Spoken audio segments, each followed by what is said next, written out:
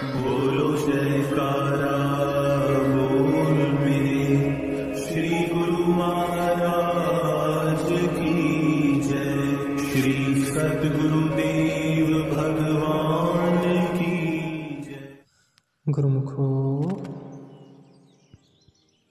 संघर्ष और चिंता के इस युग में भगवान के पवित्र नाम का जाप हमारी समस्याओं और चिंताओं का इलाज है। कुछ वर्ष पहले एक धनी व्यक्ति तब प्रभावित हुआ जब उसने प्रमुख स्वामी महाराज को हाथ में करताल लेकर भगवान के नाम का जाप करते देखा। उसने अपने पूरे जीवन में कभी किसी व्यक्ति को इतना खुश नहीं देखा था। उन्होंने महसूस किया कि स्वामी जी जिस आनंद का अनुभव कर रहे थे उसे कोई भी धनराशि नहीं खरीद सकती। उन्होंने स्वामी जी से पूछा, आपकी प्रचुर प्रसन्नता हम कैसे प्राप्त कर सकते हैं? उत्तर संक्षिप्त और सटीक था, अपने आप को भगवान के नाम का जाप करने में लीन कर ले।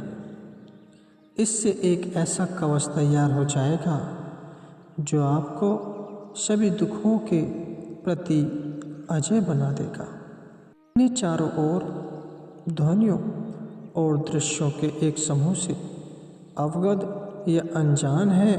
अगले दरवाजे वाले पड़ोसी का तेज रेडियो या हाई फाई सिस्टम, अगले कमरे में चिल्लाने वाला टेलीविज़न, सड़क के उस पार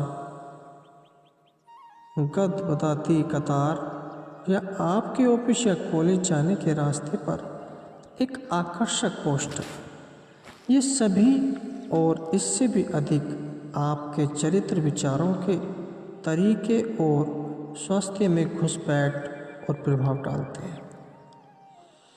जब कोई चिल्लाता है, बिच्छू बिच्छू बिच्छू, सांप सांप सांप, तो आप डर के मारे उछल पड़ते हैं। जब कोई आपको बुरा भला कहता है या अपमान करता है तो आपके लिए इसे सहना कष्टदायक हो जाता है। आप उत्तेजित और बेचैन हो जाते हैं। जब कोई आपकी तारीफ करता है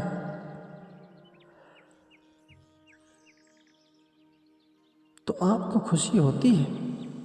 हमारे आसपास के शब्दों और चीज़ों के प्रति मानवीय प्रतिक्रियाओं का दायरा अनंत है। यदि ऐसी परिस्थितियां भय, क्रोध, खुशी की भावनाएं पैदा कर सकती हैं तो भगवान के नाम का जप या श्रवण सभी नामों से सबसे शुद्ध और महानतम का क्या? शिव शब्द कहने मात्र से ही इसकी एक छवि और बहुत कुछ सामने आ जाता है। इसी प्रकार भगवान का नाम जपने से भगवान की छवि या जागरूकता पैदा होती है। शिव शब्द का उच्चारण करने पर हम एप्पल सचेत हो जाते हैं, उसी प्रकार भगवान का नाम जपने पर हम ईश्वर सचेत हो जाते हैं। 2 विश्व युद्धों के दौरान मोर्चे पर मार्च करते हुए सैनिकों ने देशभक्ति के गीत गाए या सीटी बजाई। इससे उनकी लड़ाई की भावना बढ़ी और उनकी चिंताएं कम हो गई। अमेरिका के कपास के खेतों में गुलामों ने काम की एक सत्ता और अपने मालिकों के उत्पीड़न से बचने के लिए गीत गाए। संघर्ष और चिंता के इस युग में भगवान के पवित्र नाम का जाप हमारी सभी समस्याओं और चिंताओं का रामबाण इलाज है। चैतन्य महाप्रभु द्वारा बताया गया एक लोकप्रिय श्लोक कहता है, हरे नाम हरे नाम में केवलम कालो नास्ति एवं नास्ति एव नास्ति एव कातिर अन्यथा। उपरोक्त श्लोक का अर्थ है कि कलयुग में भगवान के नाम के जप के अलावा मोक्ष का कोई अन्य साधन नहीं है। भगवान के नाम को गाने के महत्व पर जोर देने के लिए हरे राम यानी भगवान का नाम शब्द का 3 बार उल्लेख किया गया है। हमारे सभी कष्ट इस भ्रम से उत्पन्न होते हैं कि मैं शरीर हूँ।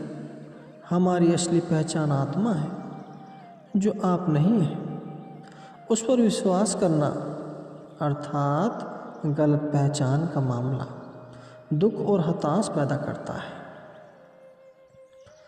जब आप मानते हैं कि आप एक नेता हैं या आप बहुत सी चीज़ों के बारे में जानते हैं, तो आप अपने रास्ते में आने वाले दुखों को पाएंगे, जबकि वास्तव में आप ऐसा नहीं करते। झूठी पहचान में रहना आपकी शांति और खुशी को खत्म कर देता है। इसके समर्थन में एक चोर के उदाहरण पर विचार करें। जो अपना काम करने ही वाला है, वह कभी भी सहज नहीं रहता। वह हमेशा सतर्क रहता है कि कहीं वह पकड़ा न जाए। लेकिन अगर वह सामान्य रूप से अपने सच्चे स्वरूप में व्यवहार करता है, तो वह पकड़े जाने के डर से मुक्त है। यह महसूस करने के लिए कि हम वास्तव में कौन हैं, हमारी असली पहचान क्या है, और खुद को इस भ्रम से बाहर निकालने के लिए मैं शरीर हूँ और इसके साथ होने वाली सभी प्रतिक्रियाओं में से हमें भगवान के नाम का जप करने की आवश्यकता है। नाम जप अनंत जप करता और भगवान के बीच एक आध्यात्मिक संवाद स्थापित करता है। पिंगला एक नैतिक आचरण वाली महिला थी। उसमें भगवान का नाम सुनकर एक चमत्कारी परिवर्तन आया। कहानी कहती है कि एक चोर ने उसे एक तोता भेंट किया। तोता राम नाम का जाप करता रहा। तोते के प्रति उसके प्रेम के कारण उसकी अंतरात्मा में भगवान का नाम गूंजने लगा। हालांकि वह भगवान राम की महिमा से अनजान थी, लेकिन पवित्र नाम ने भगवान के साथ मिलन को प्रेरित किया। भगवान के नाम के प्रभाव से वह पाप से मुक्त हो गई। श्रीमद् भागवत गीता में अजामिल की कहानी भगवान के नाम की शक्ति का एक प्रमाण है। अजामिल शुरू में एक शुद्ध अनुशासित ब्राह्मण था। उनके पतन की उत्पत्ति एक वैश्य के सुगंधित फूल को सूंघने से हुई।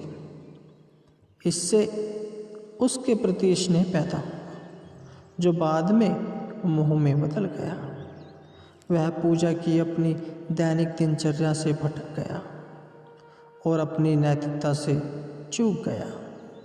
उसने अपनी वैद्य पत्नी को छोड़ दिया और नीच कुल में जन्मी वैश्या से विवाह कर लिया। उनके कई बच्चे थे, जिनमें से सबसे छोटा नारायण उन्हें बहुत प्रिय था। बरसों बाद मृत्यु का सेवक उनकी आत्मा का दावा करने आया। यदि अजामिल ने अपने पुत्र का नाम नारायण नहीं कहा होता, तो उसे दंड मिलना तय था। अपने पुत्र नारायण को बुलाने पर भगवान ने उसके सभी पापों को माफ़ कर दिया, क्योंकि नारायण भी भगवान का नाम है, जो इसे बोलने वाले की मुक्ति हो जाती है। भगवान का नाम जानबूझकर या अनजाने में सही या गलत तरीके से जप किया जाता है, जैसे कि वाल्मीकि के मामले में हुआ था, जिन्होंने राम राम के बजाय मरा मरा का जाप किया था। अपनी शुद्धि की भूमिका निभाते हैं। गुणांताद स्वामी कहते हैं कि मैं जानबूझकर या गलत तरीके से किए गए किसी भी व्यक्ति का उद्धार करूंगा। अनजाने में स्वामी नारायण का नाम जपता है।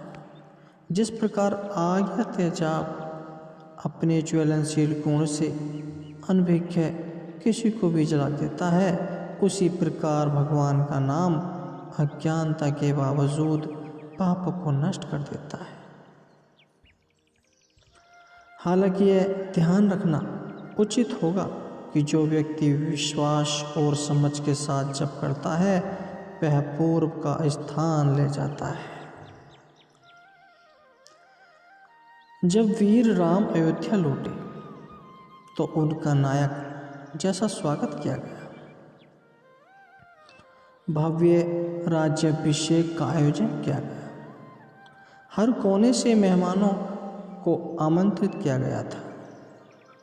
विभीषण रावण का भाई और उनके अनुयायियों को भी आमंत्रित किया गया था। इस अवसर के बाद मेहमान अपने राज्य को लौट गए।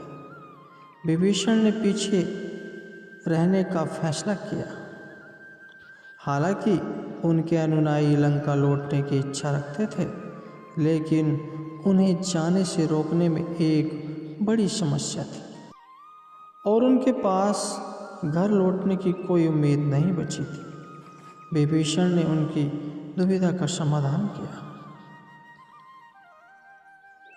उसने एक पत्ता लिया और उनकी जानकारी के बिना उस पर राम नाम लिख लिया और उसे एक कपड़े में लपेट लिया। यह कपड़ा ले लो, विभीषण ने कहा, और तुम्हारे लिए एक रास्ता खुल जाएगा। अनुयायियों ने वैसा ही किया जैसा उनके नए राजा ने निर्देश किया था। वे पानी में घुस गए और उन्हें आश्चर्य हुआ कि समुद्र का पानी घुटनों तक गहरा हो गया। वे लंका की ओर बढ़े। बीच में उनमें से एक ने कपड़े को खोलकर देखा। केवल एक सूखा पत्ता देखकर वह हंसा। ध्यान से देखने पर उसे उस पर राम नाम लिखा दिखाई दिया। इससे वह और भी अधिक हंसने लगा। राम का नाम समुद्र को घुटने तक कैसे गहरा कर सकता है? और इसी विचार से उसका विश्वास कम हो गया। समुद्र का पानी बढ़ गया और वे सभी जल प्रलय में नष्ट हो गए।